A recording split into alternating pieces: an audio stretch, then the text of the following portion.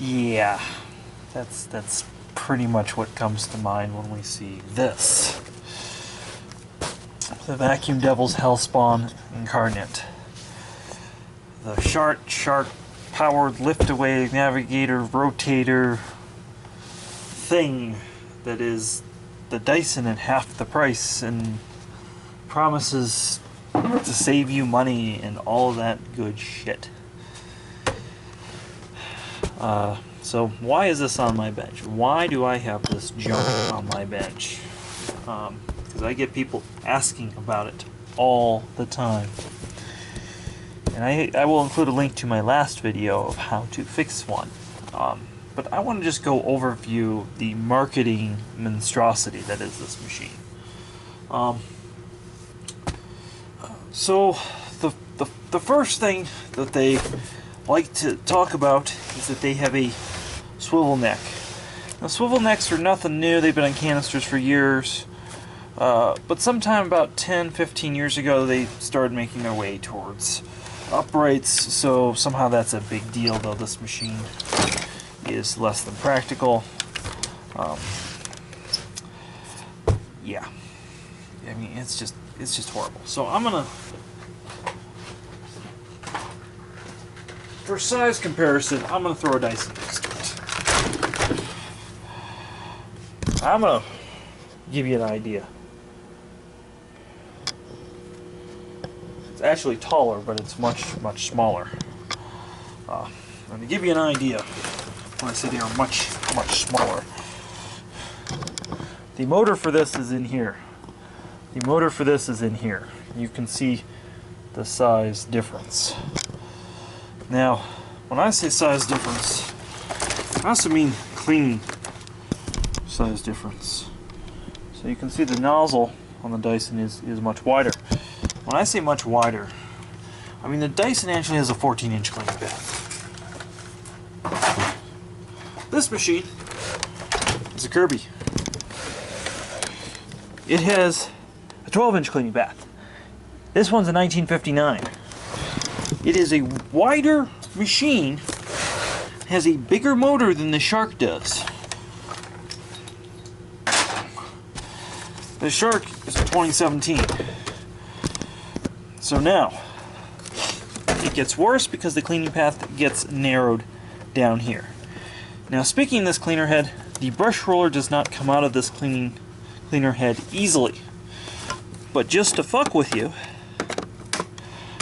they did this. That opens up, you can see the belt, but you cannot remove this brush roller.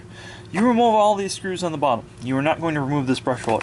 There are hidden screws in here that you have to go this way into the unit to remove the brush roller. I am not doing that unless I absolutely have to, so that's not even getting done. So, there's that. There's also the Cyclone. I'm not a fan of Dyson, but I'm going to talk about this. This has multiple tubes in here that spin stuff around to separate, and then there's one Cyclone on the outside. So Dysons have multiple Cyclones. You need at least two for this thing to be somewhat effective. So, I'm going to explain how this works. Also, Cyclones work best if they are round. So the air goes in here. It spins around here and then goes into the intake. Now the hope is that some of the bigger stuff will flop up here and go into here, which sometimes it will. But again, looking how narrow, stick a screwdriver in there. This is in comparison. Now we're going to set a Dyson right next to it. You can see that the circumference of this bin holds probably 3-4 times as much as well. And it's not a lot. Especially when compared to a bagged vacuum. This does not hold very much. You need this tiny bin with basically without a Cyclone. This is a step backwards. I would say a Eureka Whirlwind from the 90s or a Deep Devil from the 90s is probably a little bit more advanced So why does this vacuum clean so well? Well, it really doesn't. But we'll get into that. So we have clean filter every 3 months. Now that is one of the worst things I see manufacturers do. This filter is just washed. It needs to be replaced. But these need to be washed every time you vacuum and set out to dry. No ifs, ands, or buts. And this has this little thing. So to give you an idea again, thumb for size reference, it's very, very tiny. So that goes into there. Now, okay, does it work? Well, let's find out. To demonstrate the air path, I'm going to throw some of this stuff down. This is probably the easiest stuff to pick up.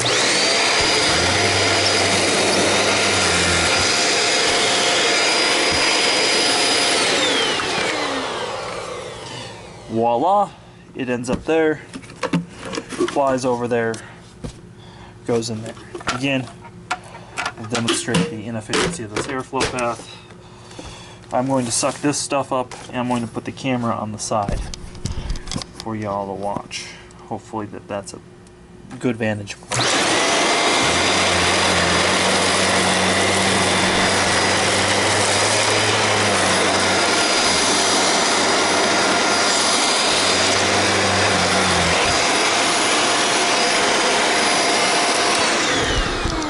So again, the handful that I would use to test, you could leave in the bag of a bag vacuum and not worry about it. Pretty much fills up the bin. That's not very many, very much. So we have an ineffective bin. Then I'm going to set the camera back here because it gets funnier. So for whatever reason, some people have an aversion to canister vacuums, but their house requires a canister vacuum. So rather than selling a canister vacuum in a box store, which would be a novel idea, worked well for Sears, what was done is we have an upright. But it's got a lift away function. And Bissell and SIBO were one of the first companies to do this. But with the Bissell, you leave the nozzle behind and just have the hand tools. With the SIBO, again, you leave the nozzle behind. With this, you literally, I can't get the camera wide enough for this nonsense, but you literally then end up carrying this, or there's a little dolly that you put this in, and then you now have a canister vacuum. And they sold this as a selling point. Now, this hose, I cannot set this on the floor. This hose is almost the length of this tube. It's a 4.5 or 5 foot hose. It's very, very short. So it's not a usable length. Now, okay, separating that's just fine, but let's say you want to use the hand tools. So there is this lever. Alright. So that pulls out, and then this is the hand tools. This is a 40-ounce water bottle. It is smaller than the hand tools. I'm going to show a typical dusting brush. Again, smaller. Oh, that even fits on there. How about that? So give you an idea how big and bulky this handle is. And this handle has a strain relief that doesn't move. Handle does not rotate here, so that's very strange. You have a suction bleed valve here. And then you have your carpet bare floor switch here. There's electrical wiring going through here, 3 pins. But the on-off switch on this model is here.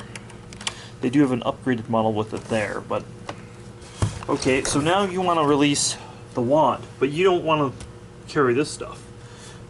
You cannot. So this wand is very, very complex. I'm going to give you an idea. So what that does is when you push the release button, it actually is this thing here. Very chintzy, very complex. And then there's a random grounding port there. So very, very strange. No positive click, it just sits in there. That's, you know, in because these aren't really like spring-loaded in the traditional sense. So then you put all this back. Now you have this hose hanging here. And it's bulky and your cord's down there. So you're supposed to clip the cord here. But then if you do that, you try to release the wand, it won't happen because the cord's holding it down. So, yeah, cord clip is a broken idea. So it's some of my frustrations with the Shark Navigator. The next thing I'm going to tell you about the Shark, I don't have a way of referencing part numbers. I don't have a way of referencing schematics. They do not sell most parts available for these.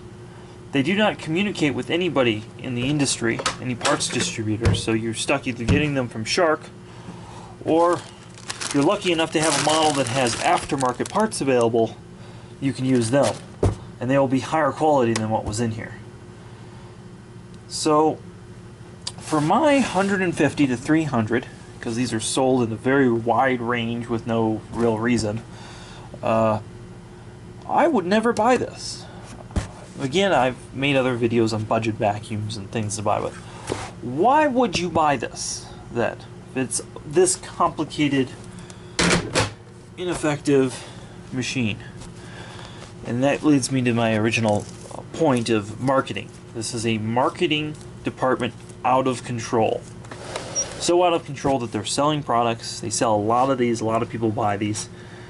And they're horrible vacuums. They really are. They don't clean well. They don't deep clean. The filtering's so. Like, they're just, you know, if you're gonna buy a cheap vacuum, buy a Hoover. You can at least get parts for Hoover. TTI will at least take care of you with service centers. Shark is not. The warranty on this, again, they vary, but you always have to pay to send them to Shark and to have it sent back to you. So that ends up being like $50. Well, guess what, Mr. and Mrs. Customer, your local vac shop will fix it for less money than you can send it to the service center. And then the service center half the time charges you for a refurb that they're just going to give you. They're not actually going to give you a new one back, and then you don't have your warranty. Very, very, very slick operation they have going on there. So that is a Shark. I do not recommend that you buy them. Give my video a thumbs up, give Shark a thumbs down. You can comment below, but please be sensible in the comments. As always, subscribe and thumbs up our video.